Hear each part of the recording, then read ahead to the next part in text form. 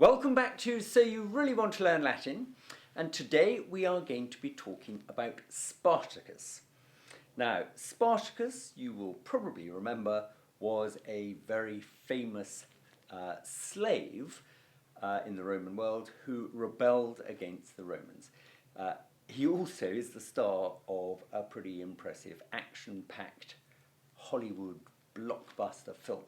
Now, basically, in 73 BC, after our old friend Sulla had retired into private life, you remember we saw him swinging in his hammock, having retired from his labours. In 73 BC, this guy called Spartacus led a slave rebellion. Spartacus was a Thracian-born gladiator. So he'd been trained up as a gladiator, and you'll remember these are guys who are put into an amphitheatre and basically told to fight, normally fight to the death. And it was very entertaining, apparently, for the people watching. But they didn't much like it, and Spartacus led a rebellion of his fellow gladiators, and it escalated. He headed off with a smallish band of fellows to Mount Vesuvius, which of course became famous for obliterating Pompeii sometime later. But having got himself up onto Mount Vesuvius, he was joined by slaves from all over Italy. Now, before he knew it, he had 70,000 slaves who joined him. So he was basically leading an army of 70,000. And at this point, the Romans realized they had a serious problem. The Senate sent both consuls to go and sort the problem out, but they failed. And so Crassus, the famous general, he took on the task of sorting out Spartacus. Now, Crassus was a rival to the Roman general Pompey. So you've got Pompey the Great on the one hand. Pompey had been having amazing success in the east and bringing huge riches back to Rome. But his rival Crassus didn't really like Pompey because he was jealous of him. And so Crassus decided he would be the one to save Rome from the problem posed by Spartacus. Crassus was made commander-in-chief of an army of 6 legions by the Senate, and he set off, and very keen to get this done before Pompey turned up. Crassus did at last succeed in breaking the revolt, the Spartacus's slave army revolt. Spartacus himself was killed, and 6,000 of his army were crucified on the Appian Way. So that's the main road leading into Rome. So if you'd been kind of making a journey into Rome at that time, you'd have seen a pretty grim sight, 6,000 bodies crucified on the way into Rome. So a pretty grim story. Crucifixion in the Roman world, we kind of probably know about it most because Jesus was crucified. But he was crucified because that was a Roman form of execution. And as I've said, when Spartacus's rebellion was put down, 6,000 men were crucified on the road into Rome. Horrid, horrid stuff. Okay, so that's enough about Spartacus. The best way to find out about Spartacus, of course, is go and watch the film. It's quite entertaining, I suppose, if you like that sort of thing. But what we will do is we will read a little story from the end of chapter 8 in our So You Really Want to Learn Latin course. And we've got a slab of Latin here all about this revolt. So I think we will finish chapter 8 by translating it. Okay, so here we go. Olim servus nomine Spartacus, a domino Romano effugit. Okay, Olim, once upon a time. Once upon a time, a slave named Spartacus fled from his Roman master. Effugit, as your main verb, he fled from his Roman master. Paucis cum amicis ad montem Vesuvium id Cerico abiit ne a custodibus caperitur. Okay, now we're getting some good stuff in here. Paucis cum amicis. Okay, with a few friends. Notice how that preposition cum goes with the noun amicis. So cum amicis. And then you've got the adjective paucis, which agrees with amicis. Now, paucus is an adjective that refers to quantity, and there is this rather bizarre little rule. It's more of a guideline than a rule, that in Latin adjectives come after the nouns they describe unless they refer to quantity, in which case they come in front. Okay? And so the preposition cum, it's going with amicis, and so that's what we've got, cum amicis. The adjective has to come in front of amicis, and it can't really come, between the preposition and the noun. That would get in the way, so it has to come before the preposition. Paucis cum amicis. Okay, so with a few friends, abi it ad montem Vesuvium.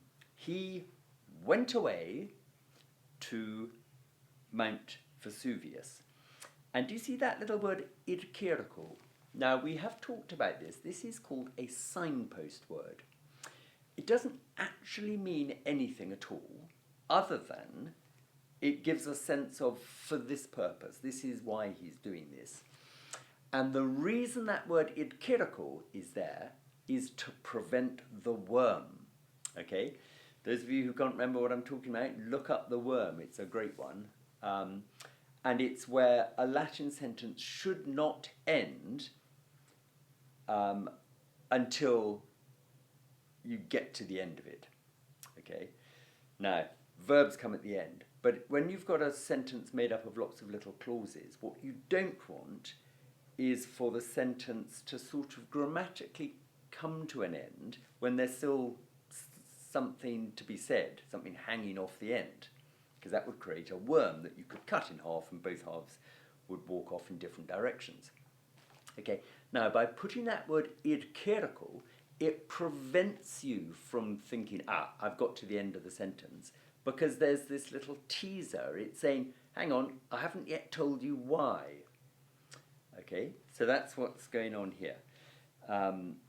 With a few friends, he went away to Mount Vesuvius, but don't think you can stop there, because I've said id Cerico, and I'm going to tell you why. Okay? Now, here comes the answer. Ne a custodibus caperitur, lest he be captured by the guards. Mox tamen tot servi ad eum festina verant, ut Spartacus exercitum contra Romanos ducere posset. Okay. Soon, however, so many slaves had hurried ad eum, to him, towards him, so many slaves had hurried to him that Spartacus, all the way down to the main verb, posset, was able, ducere, to lead, exercitum, an army, contra Romanos, against the Romans. Okay? That's a result clause, a consecutive clause. So many something or others did something or other with the result that. Okay? Consecutive clauses. Ut plus the subjunctive. Okay. Right. Patres periculum diu negligebant, sed tandem duobus consulibus victis cressum imperatorem belli peritissimum sexcum legionibus id Cerico ad copia servorum miserunt ut bellum conficeret. Okay, a lovely long sentence there. Right, let's see what's going on. Patres. Now, the fathers. The fathers, that's the term that the Romans used for the senators. Okay? So the senators were called the fathers as a mark of respect. The senators, periculum diu neglegebant, neglected the danger for a long time. Sed tandem, but at last. Then we've got a little ablative absolute. Duobus consulibus victis, with 2 consuls having been overcome. Okay, remember I said they sent the 2 consuls and they didn't have much luck. So with 2 consuls having been overcome, crassum, but that's in the accusative, so never, never, never take an accusative before you've translated the verb. So he's the object of what? Let's go and find. We've got crassum, then we've got imperatorem belli peritissimum. That's telling us more about crassum, because that is in the accusative. That little phrase is in apposition with crassum, okay? But we still don't know what the main verb is. Sex cum legionibus id circo, blimey, we're still lots of funny cases with 6 legions, id circo, for that reason, kind of that purpose thing, ad copia servorum, towards the forces of the slaves, miserunt, they sent. Right, okay, so we've got at last a main verb. The senators neglected the danger for a long time, but at last, with 2 consuls having been overcome, they sent Crassus. Now, who is Crassus? He is imperatorem belli peritissimum, a general very skillful at war, okay, with great experience of war. And they sent him sex cum legionibus, with 6 legions, id circo. Now that's the thing they're saying. Don't think, if you get to a thing that looks like the end of your sentence, it isn't, because I'm going to tell you more. That's what id circo does. They sent him with his 6 legions to the forces of the slaves, and then you've got miserunt. It looks like you could put a full stop there, but you can't because of that word id circo. Why did he do all of that? Sorry, why did they do all of that?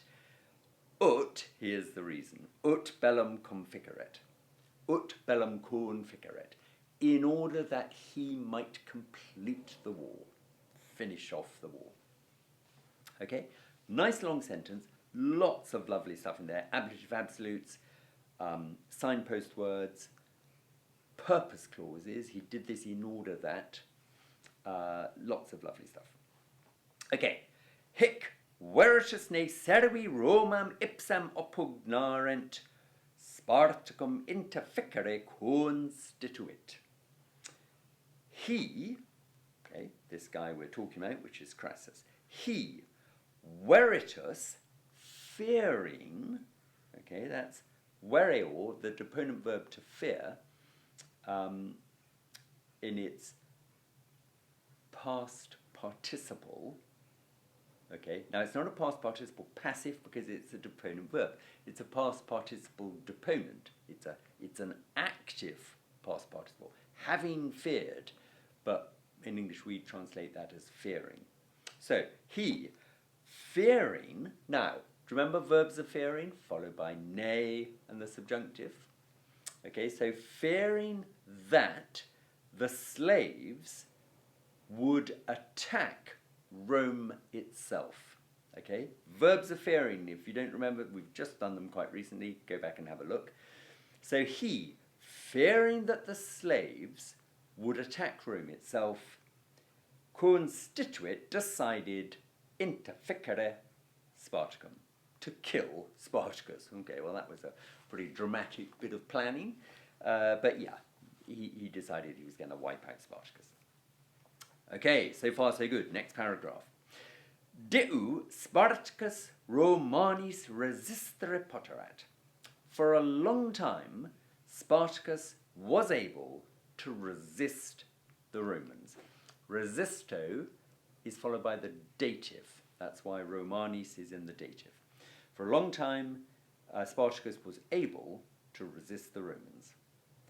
Tandem, tamen, at last, however, exercitus eos, his army, in partes divisus est, was divided into two parts. And, now strictly speaking, that's a worm which we've allowed to happen. We shouldn't really do it, but we've done it. And are crasso omne servi mox superati sunt. And soon all the slaves were overcome by Crassus. Okay. Spartacus ipse, Spartacus himself, caesus est, was slaughtered, was cut down. Et plurimi servi, and very many slaves, in cruces sublati sunt, were raised up onto crosses. Sublati sunt comes from tolo. Sustuli sublatum. It's an amazing verb, great principal parts to raise. So, and very many slaves were raised up onto crosses, ut, in order that, per viam, along the road, quae Romam fert, which, it seems to say which carries to Rome, but that's how you say which leads to Rome in Latin. So, in order that along the road which leads to Rome, ab omnibus videri possent, they might be able to be seen by all. Okay?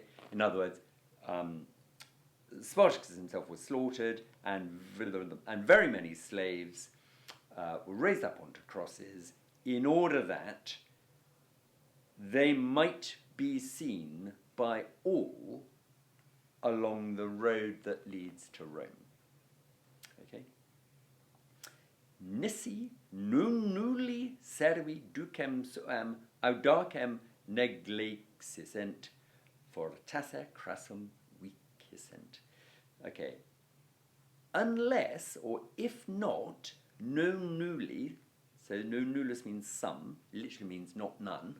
So, unless some slaves, in other words, if some slaves neglexissent, had not neglected their brave leader, okay, so if some slaves had not neglected their brave leader, fortasse crassum vicissent, perhaps they would have conquered Crassus. Okay? Great way to end the chapter. Lovely, complex little sentence there. Okay, next time we move on into chapter 9, where we are going to look at gerunds and gerundives. But until then, keep up the good work. Do go back and revise all the stuff we've done so far. It's really important to keep reinforcing these things we're doing, particularly make sure you've got your subjunctive tenses absolutely nailed. Present subjunctive, imperfect subjunctive, perfect subjunctive, and pluperfect subjunctive. We're now using them more and more and more. You have to know them off by heart. Okay, good luck with all of that. I will see you back on this channel very soon.